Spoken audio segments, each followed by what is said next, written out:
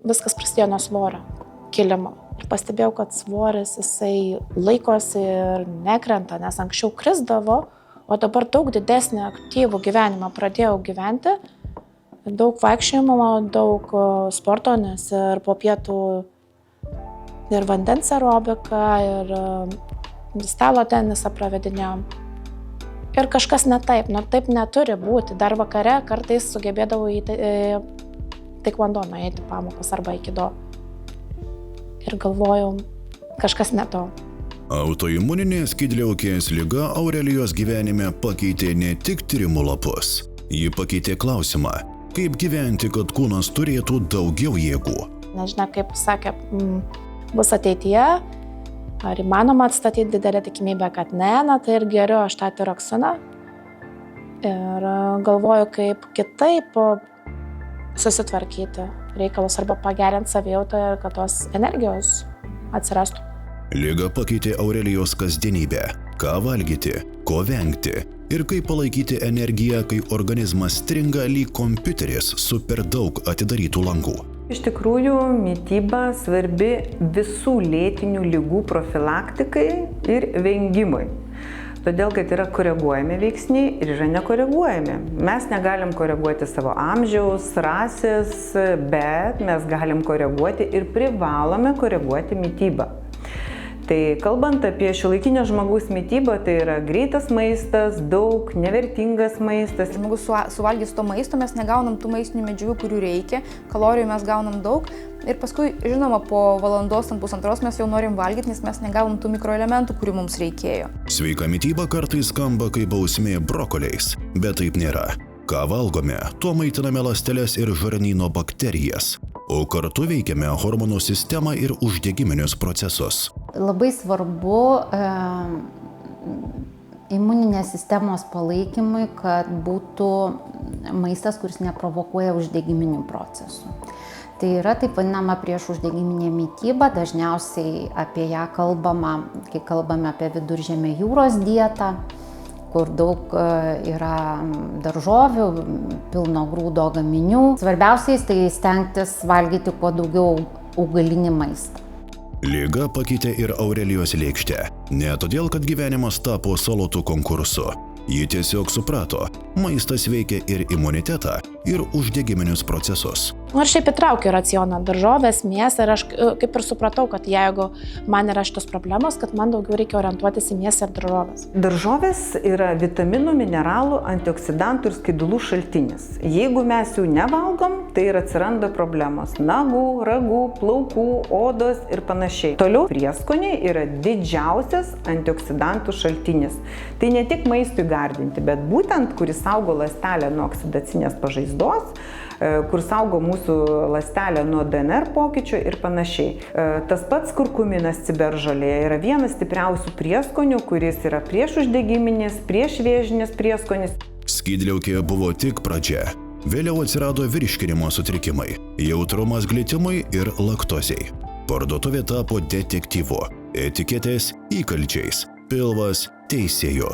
Ir skaitau etiketės, nueini į prekybos centrą, pasiemi ir produktą ir žiūri, ar nėra kokių pieno likučių, ar nėra gliuteno. Autoimuninės ligos po vieną nevaikšto ir jų būna daug ir jos susijusios su žarnynu ir su mityba. Dabar jau nebeturi tos skydliaukės. Tai toks yra organizmo disbalansas, tai tenka tuo domėtis. Gydymą Aurelija paliko gydytojams, bet kasdienė savijauta priklauso ir nuo jos pačios pasirinkimų. Todėl Aurelija pradėjo ieškoti daugiau antioksidantų, polifenolių ir augalinių medžiagų. Kadangi teko į Japoniją lankytis, tai parsivedžiau mačą ir mačiau, kad irgi energija yra neblogai kylanti, bet dar vis kažko trūkdavo, vis tiek kavos reikėdavo tą gerti. O po to kažkaip vieną dieną užmačiau, ar internete irgi buvo labai rašoma apie antioksidantai, irgi rašė apie tuos polifenolius ir aš atradau papildą po mitybą. Pabandžiau ir man patiko dėl to, kad ta energija atsistato kažkaip lengviau negu anksčiau. Polifenoliai pradžioje irgi buvo manoma, kad jie yra kaip antioksidantai, bet paaiškėjo, kad jie daro ženkliai daugiau. Ir jie turi labai įdomių veikimų. Gliukozės sudeginimas, aktyvinimas jos ir būtent mitochondrijose gliukozės sudeginimas yra vienas iš svarbių ilgaamžiškumo aspektų. Ir yra tokių gerų polifenolių, kurie būtent priverčia mitochondrijas paimti ir sudeginti tą gliukozę ir iš jos pagaminti energiją. Tai vėl šitoje vietoje jie gali prisidėti prie to, kad tiesiog keičiasi moters apykaita ir jinai gali pradėti naudoti tuos angliavandenius, kurie, pavyzdžiui, yra virtę riebalais. Aurelija nebenorėjo rinktis bet ko. Kai organizmas jautrus, sudėtis tampa svarbi. Todėl jos dėmesį patraukė pomitė, brokoliai, ciberžolės granatai ir žalioji arbata. Polifenolių gausus augalinis derinys kasdienai. Antioksidantai tai tiek polifenoliai, tiek katechinai, tiek kurkuminas. Jie visi turi tą savybę, kad jie neutralizuoja laisvuosius radikalus. Ir laisvieji radikalai yra pagrindinė medžiaga uždegimui vystytis. Granatai ypatingai nuostabus vaisius. Dėl ko? Dėl to, kad yra unikali elaginė rūgštis, kuri mažina uždegimus. Taip pat yra antocianinai, tokie labai stiprus antioksidantai. Jie reguliuoja hormonų kiekį kraujyje, jie mažina spaudimą.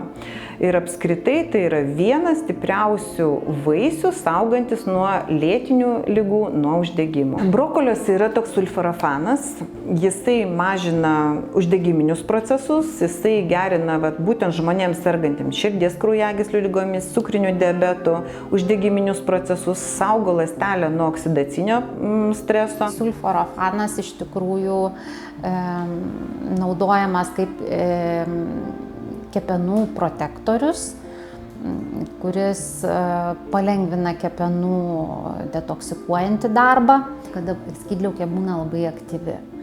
Tai taip, kad jisai dar pasitarnauja ir skydliaukės reguliacijoje. Na ir žinoma, dar yra karotenoidai brokoliuose, o tai yra vitamino A pirmtakas. Taip pat brokoliuose yra vitamino C, vitamino K. Na, o K vitaminas yra kaulams, kraujo krešumui palaikyti. Aurelija rinkosi ne triukšmingą pažadą, o aiškią formulę. Pomitė sukurtas Jungtinėje karalystėje ir vertintas klinikiniuose tyrimuose. Jo logika paprasta. 4 galingi augaliniai ingredientai vienoje kapsulėje. Ciberžolė retai, jinai būna skani, brokolių. Retas kas valgo, ko aš pati irgi nelabai valgydavau.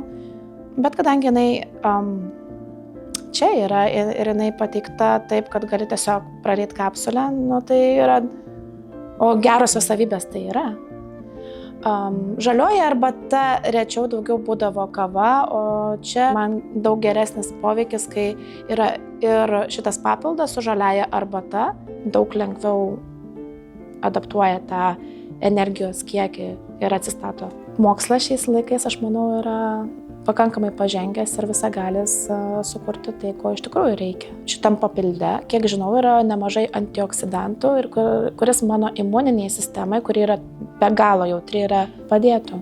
Aurelijos tikslas ne idealus gyvenimas, o daugiau jėgų kasdienai. Pomitėjai tapo paprastu būdu papildyti mitybą augaliniais polifenoliais, kai kūnas jau nebetleidžia kaip nors.